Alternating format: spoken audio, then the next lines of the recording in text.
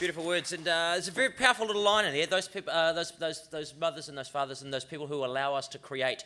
It's a very important thing. We think, oh, we're not stopping anyone from creating, but if we think about all those little negative comments that we throw the way of people, whether they're young or old, when they're looking to do something creative, and we make that snide little remark, or we do something.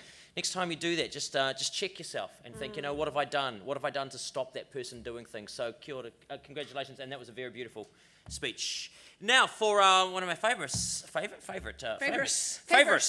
my favourites. Young people are not going to take on my language. Favourites, one of my favourites. Are you sure you're not part Islander? Because you keep fobbing out.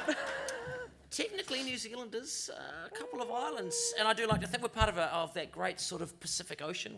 We just happen to be the largest of the islands with all of this.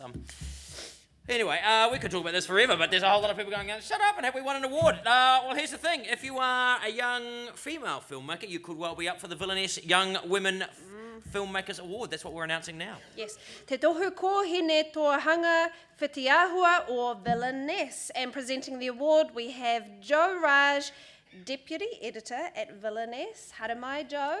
Kia ora. And if you haven't been to Villainesse, you should totally check it out.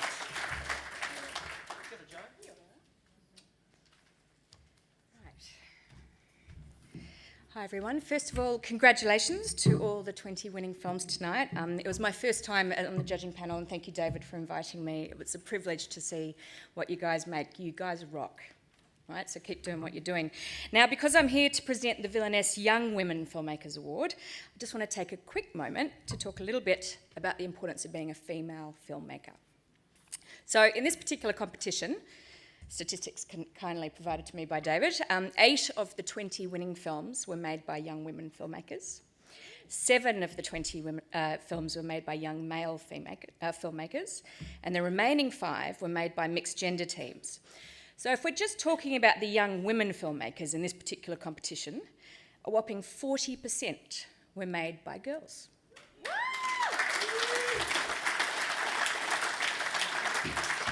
40%. Now, the reason I'm so thrilled that 40% of the films in the competition today were made by young women is because in the last year, just 7% of the 250 top films around the world were made by female filmmakers. So, already, you're telling me that young female filmmakers in the room today are not only representing women, you're leading the way. So, I'd like to lay down a challenge to you girls tonight. Keep doing what you're doing, and continue making the films that you're passionate about. Don't lose your filmmaking voice when many will try to drown you out. Don't stop telling stories that you care about and want to bring to the screen. And don't give up, ever. Even when it gets really hard, reach out to other female filmmakers for help, because that's what we're here for, okay? So with that, it gives me great pleasure to announce the winner of the Villainesse Young Women Filmmakers Award. Thanks for the cue about opening it at the top, by the way. And the winner of the Villainesse Young Women Filmmakers Award is Archie by Holly Cohen.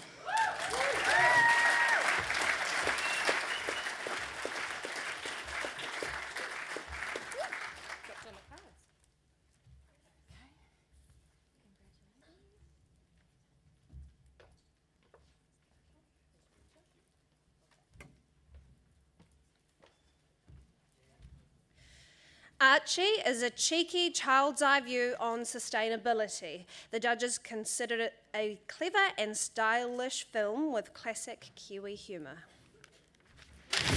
Miss said it makes the world thrive. I didn't know what thrive meant, but it sounded cool.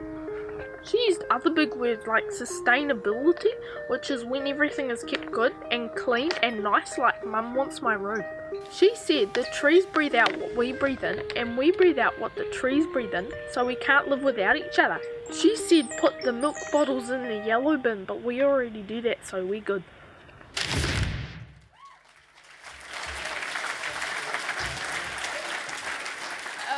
Hi there. Thank God I don't sound like that. Okay. I'd just like to thank all my family at home and my mum and everyone in my film, Tessa and Tasman, for helping me film it. And thank you for this opportunity. It's crazy. Like, filmmaking is my dream, and it's so cool to win the Female filmmaking award because it's so exciting to see like female filmmakers here, and we know we can get females in the business, which is cool. So thank you.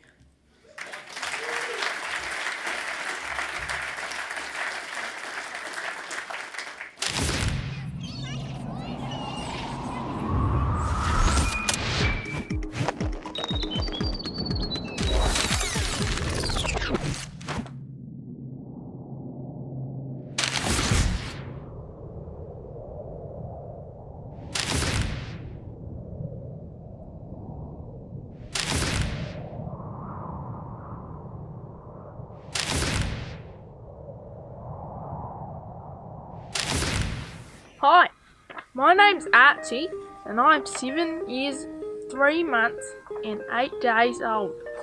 I live with my mum Barbara, but everyone calls her Barb, and my dog Barney, who's my best friend. At school, I like maths, because when you get the answer right, you feel smart as. The other day in topic, Miss taught us about the environment. She said it's like the trees and stuff, and it's super important to make the world go round.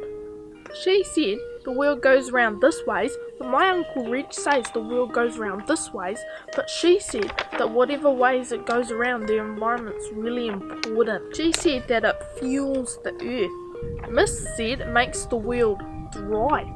I didn't know what thrive meant, but it sounded cool. She used other big words like sustainability, which is when everything is kept good and clean and nice like Mum wants my room. She said the trees breathe out what we breathe in, and we breathe out what the trees breathe in, so we can't live without each other. She said put the milk bottles in the yellow bin, but we already do that, so we're good. The next day, Mum gave me my oatmeal like she does every day before school. It's not very good. It tastes like Barney's food, but with milk. I asked Mum why I have to eat my oatmeal. She says it fuels me. I said, does that mean it's sustainability? She said yes. So I said, does my oatmeal sustain me and make me clever, like the environment sustains the earth and makes it clever?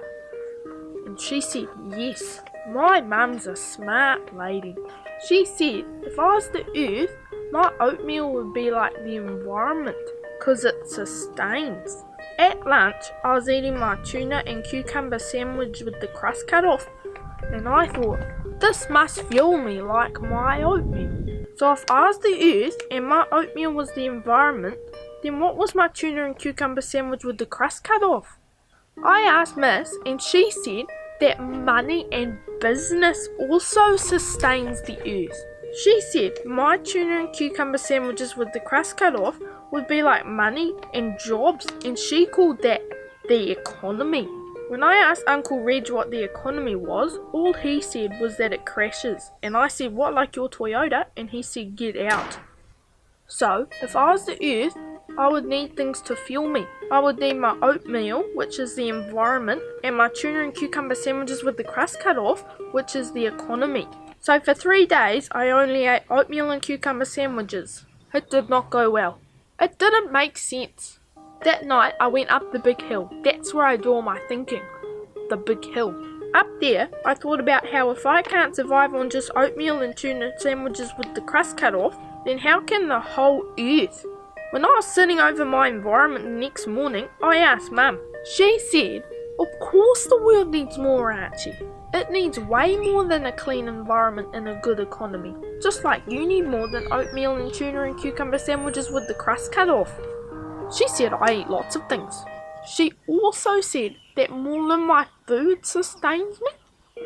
She said that rides in my uncle's new Toyota sustain me, school sustain me, and hugs from her sustain me, and clean sheets on Wednesdays too. She said playing rugby in the mud stains and sustains me, and finding glowworms out back of Uncle's farm. She said all those things make me good and make me grow. But what about the earth? If I was the earth and my oatmeal was the environment and my tuna and cucumber sandwiches with the crust cut off was the economy, who's Uncle Reg? Does the earth have clean sheets on Wednesdays?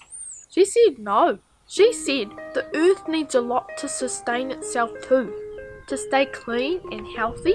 She said the earth needs good people and smiles and fairness. She said the earth needs people who treat each other like I treat Barney, which means with the utmost respect. She said in order to go round, the earth needs a nice environment and breathy trees. It needs money and jobs and dudes in suits. But it also needs people who care a whole lot about a whole lot. She said good people make the earth thrive. I asked you what thrive was. She said it felt like when I got maths right, or when I saw the sun go down from up the big hill. She said it means you're doing a good job. So I have learned what sustainability is.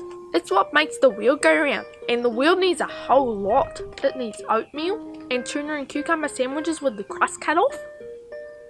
And it needs us.